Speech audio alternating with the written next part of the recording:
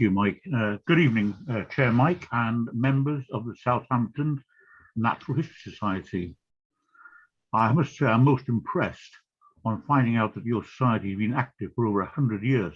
That's very impressive.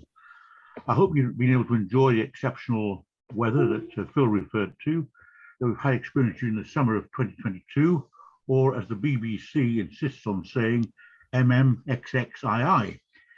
So thank you for inviting me to speak at one of your indoor meetings and allowing me to share my enthusiasm for lichens.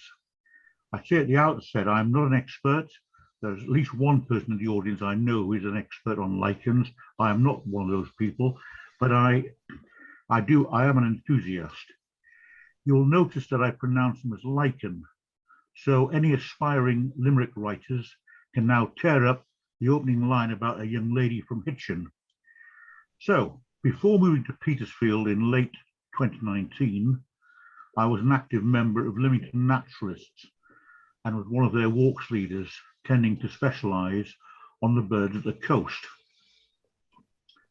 I've always been interested in natural history. It was only in late 2020 that I started taking an interest in lichen. I noticed a number of lichens on the trees, especially ash, near where I live and where I walked regularly during lockdown. They fascinated me, and the more I looked at, the more fascinated I became. Eventually, I found myself looking at and reading about lichen to the virtual exclusion of other natural history areas of interest. So by way of introducing lichens, this is a montage of some lichens that can be seen on trees, rocks, stone, and amongst moss and heather. So I plan to use this PowerPoint presentation to try to cover what is a lichen, why look at lichen, how to look at lichen, the terminology of them, how they reproduce, and finishing with some common lichens which you may see during a walk, a local walk, or even on your doorstep. So what is a lichen? Well, the first thing to say is it's not a single organism. So whereas a robin's a robin, or a daisy's a daisy, and a hummingbird moth is a hummingbird moth. A lichen is not a single organism. It's actually a mixture of fungus and algae and or cyanobacteria, which is the blue-green algae. It's a mutually beneficial relationship. The fungus, which like all fungi, cannot photosynthesize. It therefore requires sugars as a food source, and this is provided by the algae, which are able to photosynthesize. In return, the fungus produces the visible structure of the lichen, known as the thallus, providing protection for its partner. Also, the fungus stops the algae drying out. This ability has certainly been tested this year. In fact, a friend in Fife emailed me last week to say how grateful her local lichens are for the rain. It is named after fungus. Why is that? It's because in the Linnaeus system, which as you know is based on Latin, each species is given a unique two-word name. The trouble is that lichen comprises at least two species. Linnaeus even referred to lichen as, quote, the poor trash of vegetation, end of quote. Harsh or what? Interestingly, the fungi can't exist on its own, and the algal partner can't reproduce after being lichenized. So their continuing relationship is very, very important, nay, essential. So now, why look at lichen? Well, the first thing I believe is that lichen add interest to the environment. Throughout the year, whether in urban, rural, or coastal settings. They don't migrate or change colour with the seasons. Further, they don't wither or fly away while looking at them or taking a photograph. There's no doubt that a landscape without lichen, be it on rocks, walls, fences, trees, even pavements, and churchyards, would be so much less interesting. And they're everywhere, from the North Pole to the South Pole, literally. In fact, early this year, visiting our family in our kids in Dubai, even found lichen there. Once you get away from the desert area, the hills, there is some liquid. Further, they provide shelter and or food for a very wide variety of invertebrates, such as mites, mollusks, spiders, and moths, which are near the bottom of the food chain. A woodland rich in lichens has been shown to have a far greater diversity of other wildlife than a woodland where the trunks and branches are relatively bare. Small birds, including chaffinch, hawfinch, goldcrest, and long-tailed tits, use lichen fragments to camouflage their nests. They can be appreciated and studied within easy walking distance of your home with very little equipment. To start, all you need to appreciate the fascinating and beautiful world of lichen is a simple, inexpensive 10 times hand lens, a notebook, and an identification guide. There are approximately 20,000 different lichens in the world, including actually 4 found in Antarctica. In the UK and Ireland, the number is more like in the order of 2,000, many of which are in the more remote parts, including the north of Scotland. They have no system to distribute nutrients or water, so everything, including toxins and pollutants, is absorbed across the entire surface.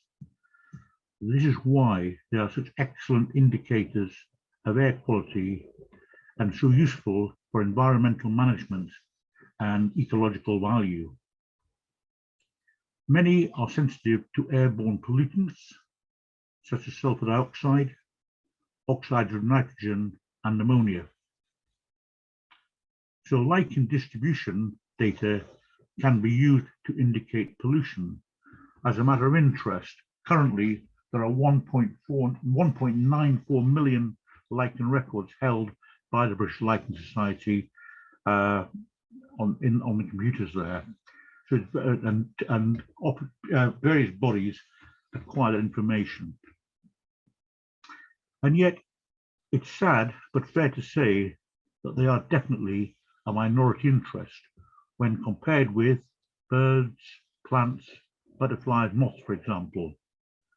However, I would like to think that there are more lichenologists than earthwormers. Now, I don't sound likely because I happened to be at a natural history conference a couple of years ago where I sat next to no less than the president of the Earthworm Society, and who spoke for 45 minutes on earthworms, which was absolutely fascinating in itself. Anyway, getting back to lichen, why do I think this is the case? Well, they're very, very small. They're not obvious and do not have generally accepted English names. Identification guides often have small photos and assume that the lichens are dry. Furthermore, they are described using technical terms. So, moving on now to how to look at lichen. This is a simple introductory checklist, which I found useful to tackle what you're looking at. So now is the time when those of you who thrive on scientific language to wake up, while others amongst you may contemplate either having or indeed continuing to have 40 winks. Unfortunately, it is necessary to have a basic understanding of lichen terminology to be able to describe and identify lichen. So while walking, you will see typically a tree such as the one pictured, and it is perfectly clear that there are lichens on the trunk, branches, and twigs. This simplified checklist is designed to provide a structured approach to looking at lichens without chemicals, wherever they are.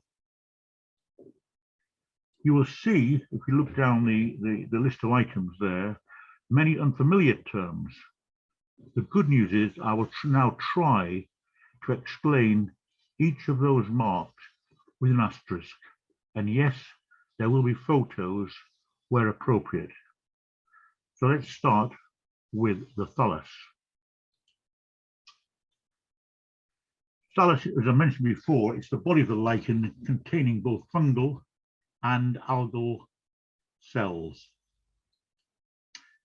There are three basic thallus types: crustose, which are the crusty ones, leafy ones, which are foliose, and the shrub-like, which are fruticose. So I'll now run through those, starting with the crustose. They comprise a thin crust, which cannot be detached. Well, I say that unless you have a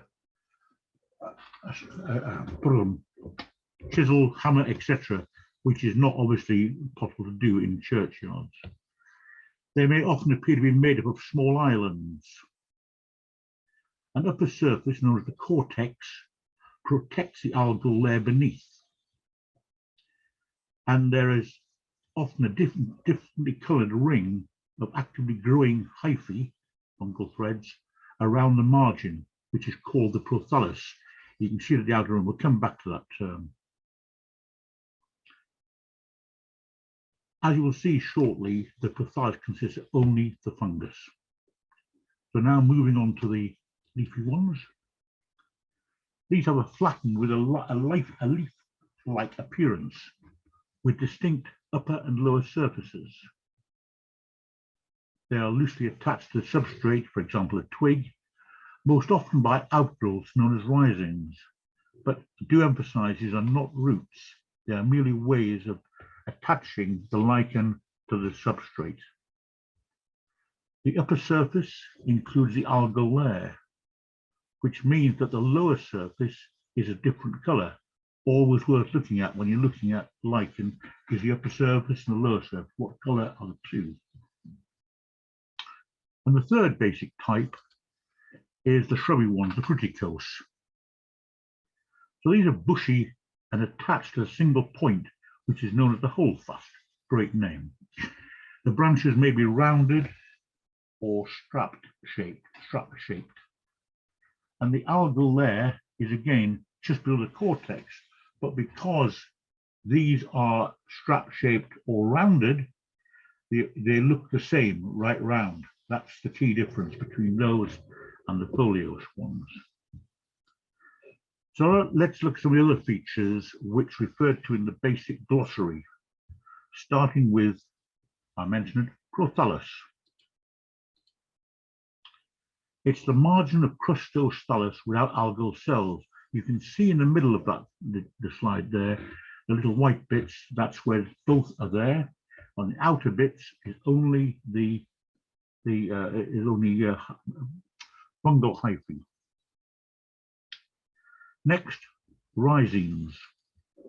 Again, they are root-like fungal filaments on the lower surface, but they're not roots. They're literally, to say again, they're just fungal threads acting as anchors. Next feature is a word we came across, cilia. This is like little eyelashes on the ends of the margins of lobes. It's still not known what is the purpose of cilia. And areoles, these are small islands formed by cracks in the thallus. They tend to grow together, you can see there, to form a kind of crazy paving appearance.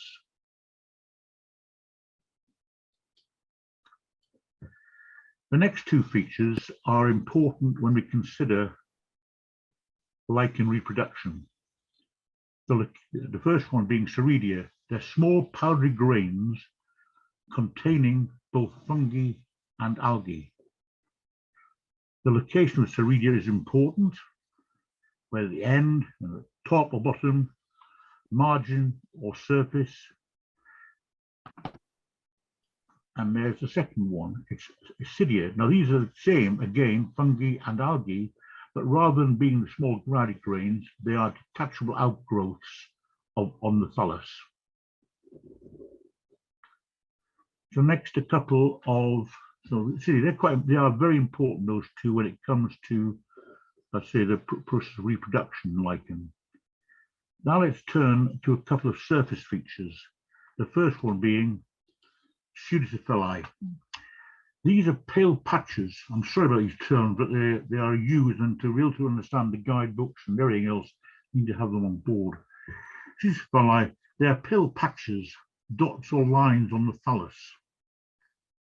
They are the areas where the upper surface of the thallus is thin. Another surface feature are maculae, maculate patches. These are blotchy or mottled on the thallus. Now, the important thing here is that whereas pseudophyllae break through the cortex and produce the Isidia or Osioidea, maculae reflects an uneven distribution of algae and does not break through the thallus. So now the next term is apothecia, the fruiting bodies. Again, like the thallus, three basic types: jam tarts, wine gums, squiggles. I have to say that although being appropriate in terms of description, they ain't tasty. So let's go to the three. First of all, there's the jam tarts there. You can see the center there is one color. The outer, if you like, the pastry bit of the jam tart is the same color as the background, the thallus. The wine gums, on the other hand, the fruiting body there, it actually comprises, again, has a margin, but it doesn't have any algae in there, so therefore it's the same color. It's one color. And finally, the squiggles. So we'll now go through each of those one by one. So the proper term for jam tarts are leccanorrhine. Very clear on there, a clear pastry, if you like, outer margin. Now that is purely, the black is purely fungus, and that's what's got the spores in. Next, the wine gums, lecidine. They have got, you can see the background thallus, completely different colors on the fruiting bodies. Again, the center bit contains the spores. Finally, the squiggles, lirolate. Again, these very variable in the little pattern on there. You've got the Isle of Man, you've got little line, you've got curves, you've got a boomerang there, wiggly worms, and often that is purely and simply dependent on the growth of the substrate, the kind of tree it's on. That often causes the different shapes, and you get star shapes, all sorts of shapes, very variable. So now, having got that, let's turn to reproduction. Clever things, lichen, because they don't always need to meet to reproduce.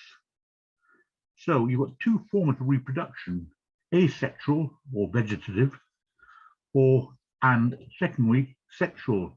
So let's take the first one, the asexual. You'll hopefully remember that I said that Souridia and Isidia were important when it came to reproduction. This is why, because the asexual vegetative process, the Souridia and the Isidia have both algae and fungi. So as a result of which, when they break off and they take by insect, anything, they can actually become effectively almost a clone of themselves on another substrate. Job done.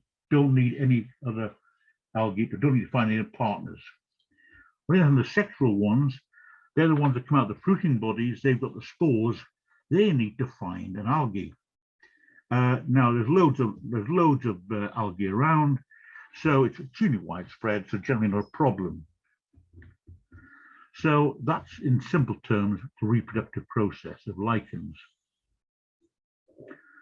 So now let's look at some lichens which, with a bit of effort and close observation, you'll be able to see relatively easily. First one is, and I'm sorry, these are scientific names, but there's no, as I said before, there's no generally accepted English names. So Caloplaca florescens, only found on calcareous rock and stone. So if you go to a churchyard and you see something like that, you know you're looking at a calcareous rock, and there's a lot of it in churchyards, very, very common. Next one, Curtisaria petusa. This has an English name, well, kind of English name, the pepperpot lichen. You can see there the thallus, which we now know what it is, the upper surface. There's the prothallus around the edge. But you can see there the cracked thallus. And there's a close-up there where you can see it. The apothecia, these little black dots, which look like a pepper pot, hence the name, they're in warts. They're all part of the thallus, but they're in warts. And those warts, to put into context, are roughly, well, in the order of 2 millimeters diameter. So hence the need for a 10 times lens. Again, pretty common. And yeah, that's it. There's the apothecia in there. Next one, Hypergymnea phacoides. You'll see the lobes turn up at the ends. And if you look closely through a lens, you'll see that the lobes are hollow. There's no rhizines, they're just attached to by the fungus threads to the substrate. It's one of the most important, it's one of the most resistant to sulfur dioxide pollution. So becoming less common because of falling acid pollution. Next, Thalopmelia caparata. A fellow lichen enthusiast calls this one the 40-mile-an-hour lichen. It's sometimes because it seems to grow so quickly. Sometimes seems to cover a complete side of a tree, especially oak, seems to me locally. When wet, very apple green. And again, I always recognize this in the field because it's got a very wrinkly surface. So it almost looks like the top of a hill, just wrinkled, as it were, without breaking through to rocks. But in the centre, you get very, very coarse ceridia in the centre. You start to see that there. Next, another one you get in churchyards, the Ploica canescens. Again, on this one, the thing to notice here, really, again, it's quite common in churchyards, like these sort of look like lobes coming out at the end in white. In the centre there, you can see it's darker and yellowy. That's ceridia, yellowy green ceridia in the middle. It's from the particular algae that's associated with that fungus. And again, it, for some reason, it attracts green algae, alien green algae. So often you get green on top as well.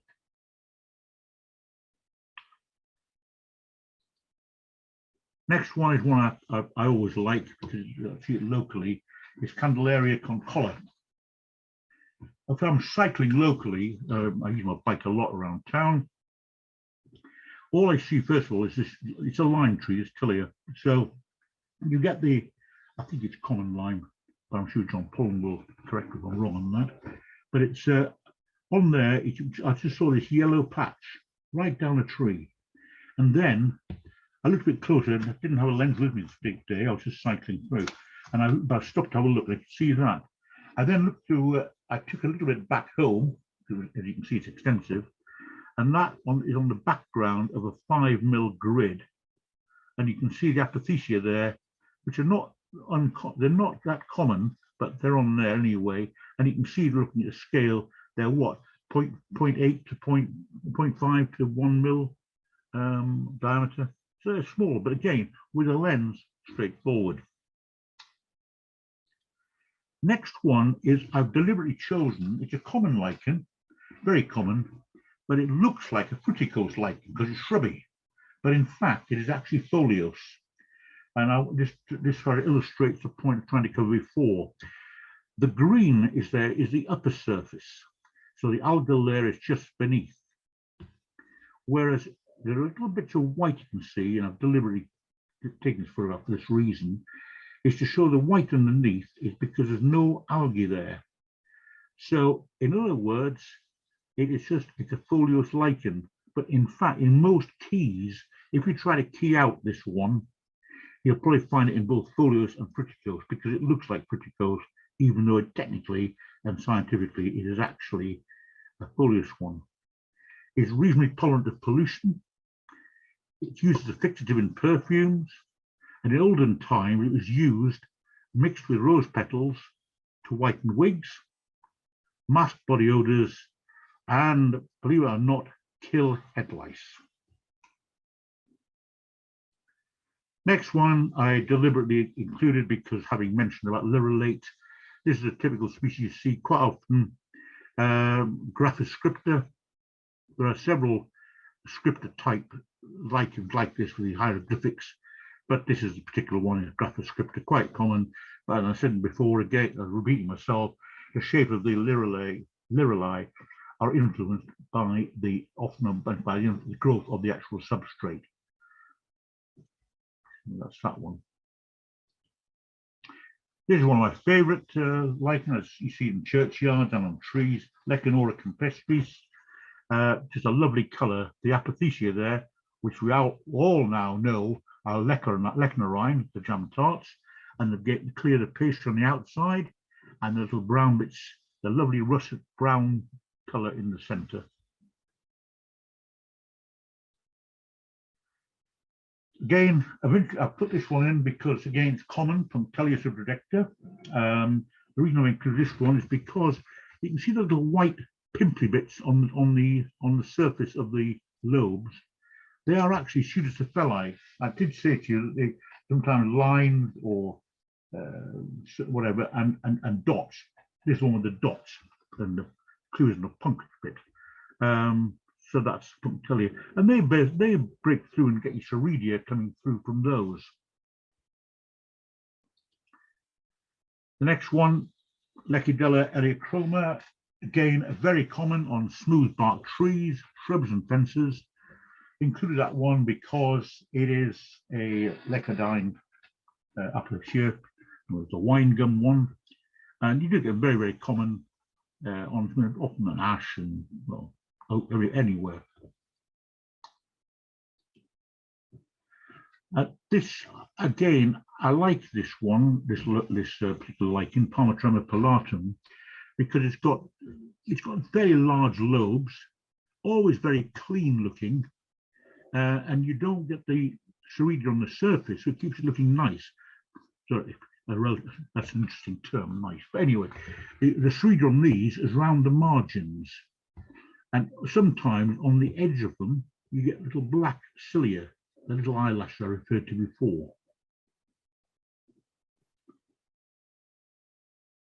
Next, Xanthoria parietina. Everybody in this room will have seen this. They're on the roof, very common on nutrient-rich trees, rocks and walls, especially at bird roosting sites. Near farms, for example, get a lot of the coast. It's on roofs everywhere, and it's a foliose lichen. You can just put your thumbnail and pick a bit off, and it's a lovely lichen. Well, I think it is. I think like all lichens are lovely. Anyway, next one is the Physia iapolia. Now, the reason for this, apart from that, is again repeat. You all know it's Lecanorine apothecia, but more important than this one is to look at the patch on the top left of the photograph, which is showing like little white patches. That's maculae. That ain't going to break through. It doesn't need to. It's got fruiting bodies. It's got the spores. Next one.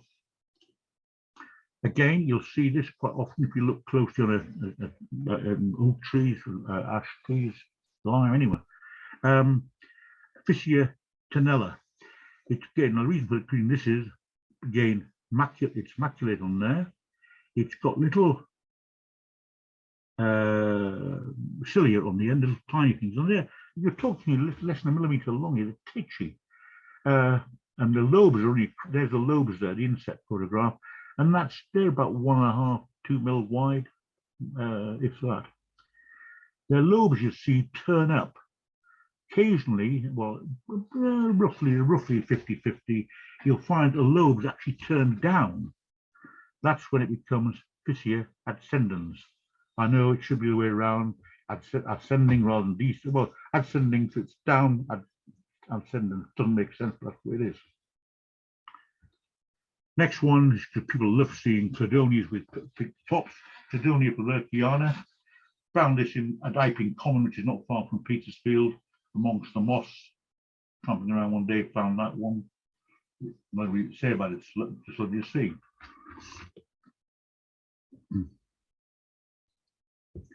Next one is Palmelia sulcata.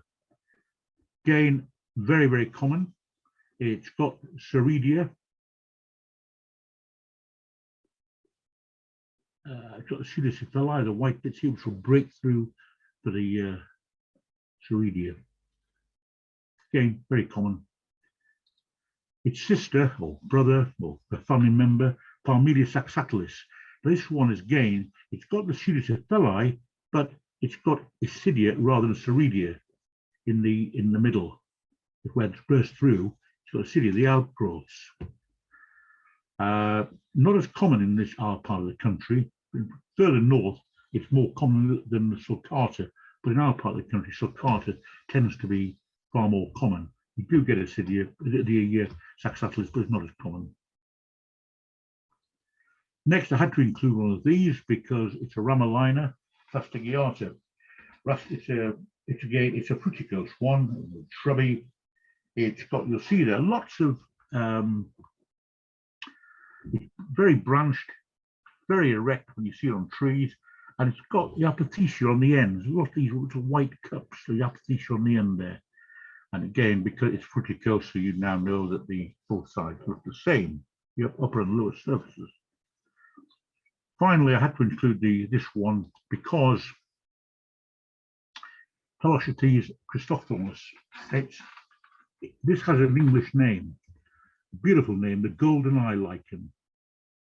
It is very uncommon, it's localized, and it's beautiful. It was found by a member of Leamington Naturalists on the edge of the Solent. That's really all I want to say about it. It's fruticose lichen, as it happens. That's repeated in with the lovely cilia. You can see the little hairs, little eyelashes right round it. Beautiful. I always think it's a bit in plant terms, a bit like sundew in a funny kind of way. Well, for those of you who've stayed the distance, we're almost there. I've tried to cover what is a lichen, why look at lichen, how to look at them, the terminology and how they reproduce, and finishing with some very common or common lichens, which you may see during a local walk or on your doorstep. As the 19th century Impressionist painter Camille Pissarro said, and he may have been referring to lichenologists at the time, blessed are they who see beautiful things in humble places where other people see nothing. So now, if you want to know more, there are Field Study Council guides, very informative, nice photographs, fairly simple keys to try to find them. It's often you find, you know, it's one of two or three, but at least you generally get into the right genus, even if you don't get the right species. The British Lichen Society website, britishlichensociety.org.uk, very, very informative website. Anybody can access it. And for the really keen, Frank Dobson's Lichens, an illustrated guide to British and Irish species. It's now going to be out of print, this one, until we get a new one. In fact, I'm honorary treasurer of the BLS, and I've got the task at the moment getting some print prices for a reprint, a direct reprint. Unfortunately, we can't have an update from the 2007 issue by Frank because he died tragically in December 18. So that's that one. So in a time-honored way, started by Looney Tunes. That's all, folks. Thank you for listening, and I do hope